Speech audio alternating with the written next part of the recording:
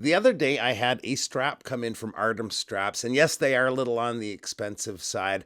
Excellent straps, and I think if you have a watch you're looking for something special for, it's a good option for you. So yeah, the strap they sent in was one of their new Loopless Hydroflex straps, and it went straight away onto my Black Bay Pro, and I thought, why not do a little follow-up video on the watch after owning it for 9 months, and also a quick look at the strap. So let's get to it and check it out.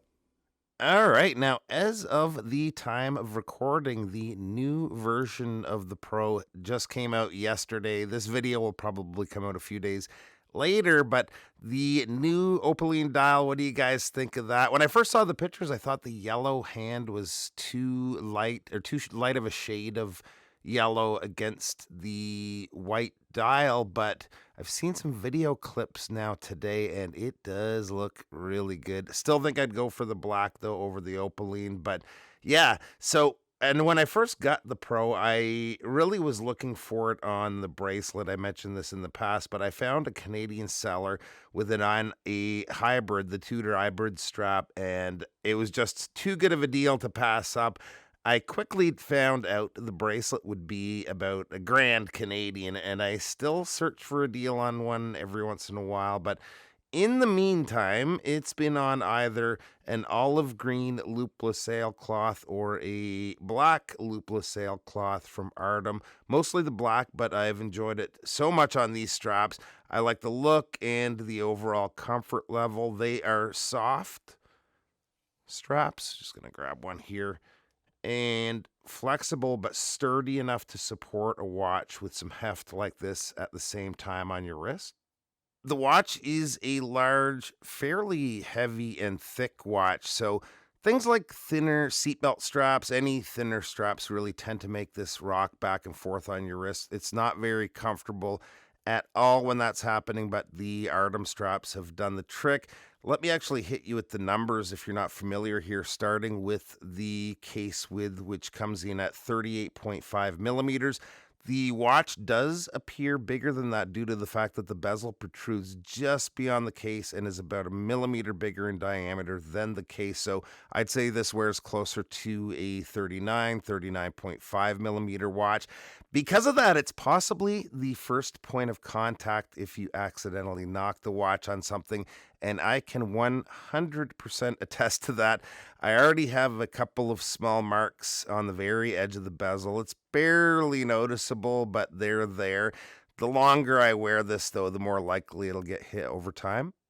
So for me, and you would know if you watch the channel regularly, this is a level up from what I usually collect price-wise, and sometimes I find it hard to commit to a watch, and because of that, I sometimes baby a watch like this thinking I might need to sell it or trade it later, but I'm committed fully here, so the scratches and scuffs actually don't bother me at all, but between the bezel, that large polished side profile of the watch, it's just bound to happen and has already in a few spots.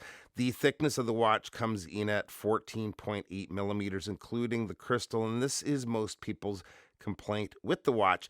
I like a sturdy, tooly feeling watch. I mean, I like thinner watches too, but for me, this feels great for this style of watch. I guess it depends on your wrist size, but the thickness hasn't been an issue for me at all, other than the fact that the great big polished slab sides of the case, it's just a huge target for scratches. Bottom line for me, and I think the thing that attracts me most is the robustness of the watch. It's got 200 meters of water resistance. I've personally tested it to about 3 meters in the pool and in the ocean, but 200 meters is great to have. The big thing that I wasn't sure about was the lume color. Not quite a faux patina, more of a creamy colored lume, but it's easy on the eyes in the looks department and literally easy on the eyes with it being a little muted versus a stark white. One of the last things I wanted to mention when it comes to the watch is the lume and how it's performed. The best test for me is the night table test, especially in the winter when it's still fully dark when I get up. The loom is made with monoblock luminous ceramic, so it's a solid chunk of loom. And I have watches with brighter loom, but not many with the staying power of this. If I go to bed and sit this on the nightstand, it's easily readable when I get up in the morning.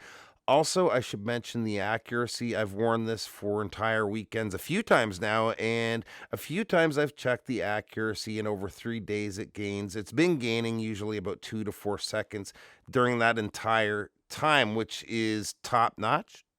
So yeah, other than the few spots where you're gonna end up with some character marks on this watch, there's not a lot of negatives to speak of, at least for me. It's my favorite watch for good reason, and watches like this I like to wear on a quality strap. Long term, I've worn the loopless sailcloth straps on a few watches. This and my Marathon Navigator pretty well live on these straps, and I wear them a lot. I'm pretty active, and these have held up great to the point that, other than the fact that they've formed to my wrist, they pretty well look brand new. So I thought it would be pretty tough to beat the loopless sailcloth straps. Then along came the loopless Hydroflex. The original loopless straps are fairly comfortable straight away, but get a little bit better after a couple of days of wear. This, though, is crazy comfortable right out of the box. Even up at the padded part of the strap, it is very flexible as soon as you get the watch, where the original loopless is a little stiff in that area until you wear it for a little while. Some of these straps have matching stitch work, some contrasting white like this, but the stitch work is perfectly done both front and back. And speaking of the back is backed with FKM rubber. It's patterned there, giving it some breathability, and between that and the taper down to 18 millimeters at the clasp, it wears great.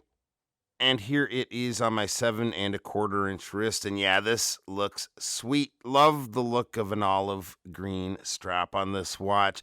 Now, these again are not cheap. The clasp is also an additional cost. It's a really well put together clasp. And if you already own an Artem with that clasp, you can just swap them between straps. But for the strap itself, this comes in at 240 USD.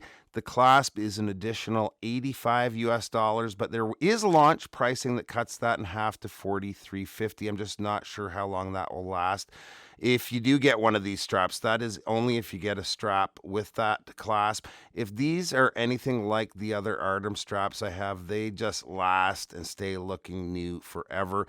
And if ever you get one dirty, they're waterproof, so a quick rinse and wipe, and it should be good to go. Link to these will be below. Appreciate you taking a few minutes to stop by, and we'll see you real soon.